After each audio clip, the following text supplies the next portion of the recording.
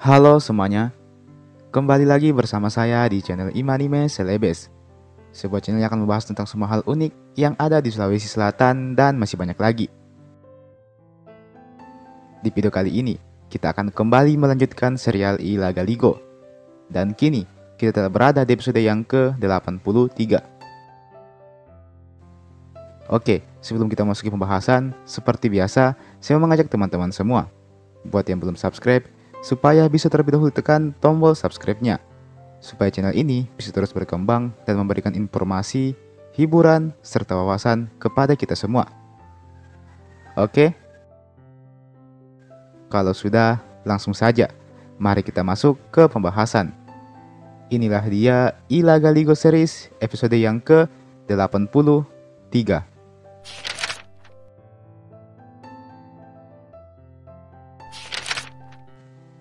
Setelah pintu langit telah tertutup rapat, para dewa dan manusia nampak menyisakan penyesalannya masing-masing.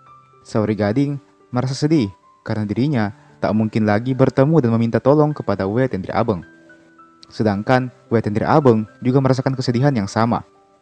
Dia merasa pertemuannya dengan Sauri Gading tak akan pernah terjadi lagi. Dan juga melebihi itu semua, dia merasa sedih bukan main karena ada seorang dewa yang terperangkap di kerajaan bumi.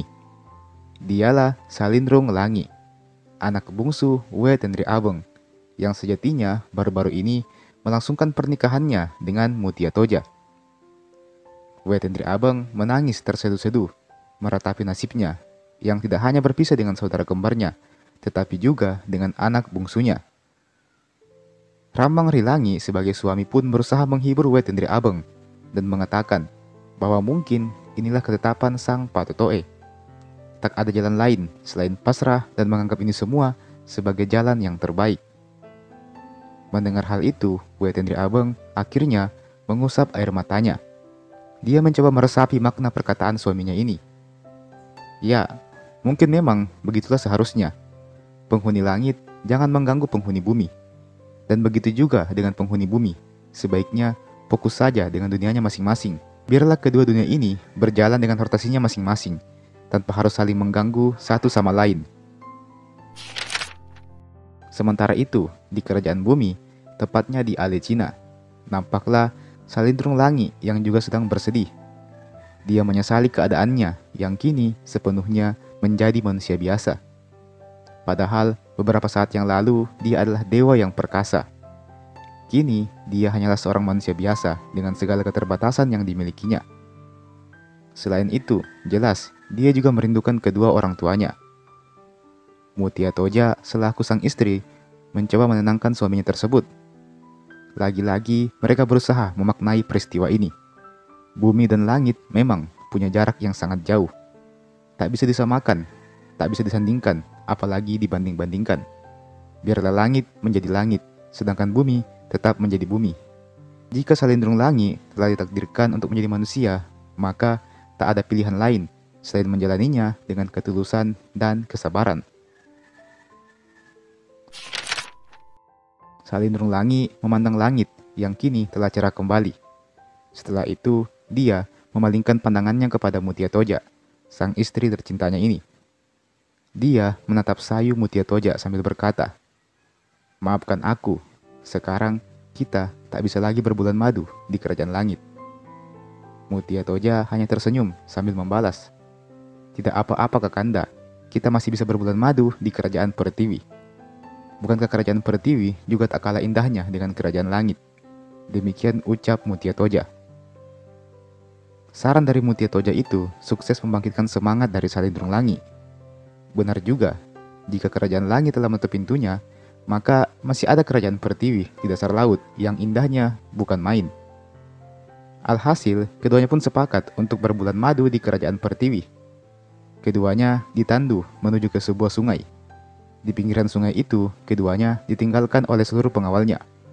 Segera Salindrung Langi dan Mutia Toja duduk bersila dan berdoa agar bisa diterima menuju ke kerajaan Pertiwi. Mereka pun menghabiskan waktu yang cukup lama. Namun, apalah mau dikata, doa keduanya tak kunjung mendapat jawaban. Malahan, di tengah-tengah doa keduanya, datanglah penampakan seekor buaya yang dikenal juga dengan nama Lapuna Uae, alias yang menguasai perairan. Lapuna Uae ini menegaskan kepada sepasang sejoli ini bahwa pintu ke kerajaan Pertiwi juga telah ditutup rapat-rapat. Hal ini menjadikan bumi, langit, dan Pertiwi benar-benar terpisah dan menjalani kehidupannya masing-masing, tanpa adanya campur tangan antara satu dengan yang lainnya. Tak lupa pula, Lapuna Uae ini menyuruh keduanya agar segera meninggalkan sungai tersebut. Setelah itu, Salindrung Langi dan Mutia Toja langsung tersadar, dan keduanya pun sepakat untuk pergi meninggalkan sungai tersebut. Tentu dengan perasaan yang sedikit kesal. Salindrung Langi menampakkan wajah yang sedikit marah dan sedikit memaki para penghuni Pertiwi yang menolak menerimanya. Lapuna Uae hanya terdiam menyaksikan hal itu. Namun dalam hati dia berkata, "Dasar manusia, tidak tahu cara beretika, tidak punya rasa terima kasih." Demikian ucapnya dalam hati.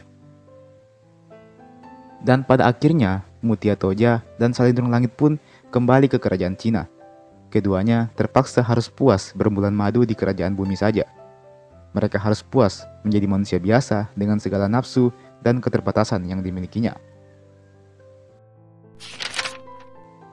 Sementara itu, mari kita beralih ke sisi Sawari Gading. Semenjak beliau kehilangan kemampuannya untuk berkomunikasi dengan kerajaan langit, maka beliau menyadari bahwa waktunya di bumi sudah tidak lama lagi. Tugas-tugasnya telah dia selesaikan.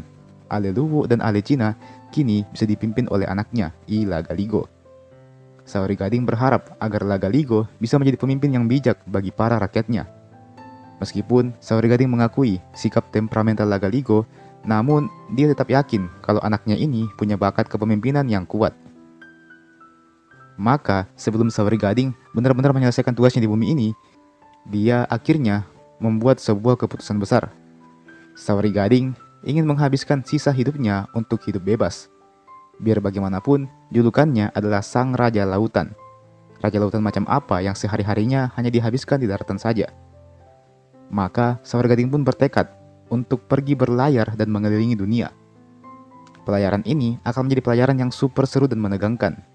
Karena Sawari Gading sejatinya memang berjiwa petualang. Dia ingin menyaksikan sisi lain dari dunia ini. Dia ingin bertemu dengan beraneka ragam orang dari berbagai daerah yang berbeda-beda.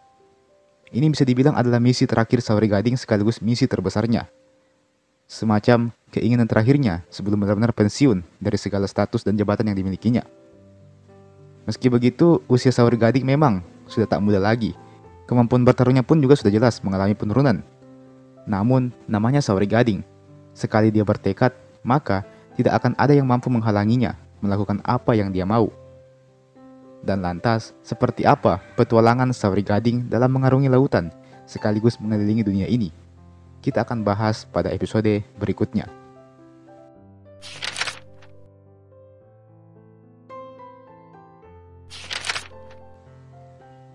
Dan teman-teman, itulah tadi I Lagaligo series episode yang ke-83. Kita masih akan lanjutkan lagi beberapa hari setelah video ini saya upload. Jadi silahkan ditunggu hanya di channel ini. Oke? Jangan lupa like ini video, jangan lupa juga untuk share ini video ke teman-teman yang lain. Jangan lupa juga untuk subscribe ke channel ini. Nyalakan juga loncengnya supaya tidak ketinggalan kalau ada video-video terbaru yang saya upload di channel ini. Oke? Dan terakhir saya ucapkan terima kasih banyak sudah menonton video sampai habis. Dan sampai jumpa, sampai bertemu lagi di video berikutnya.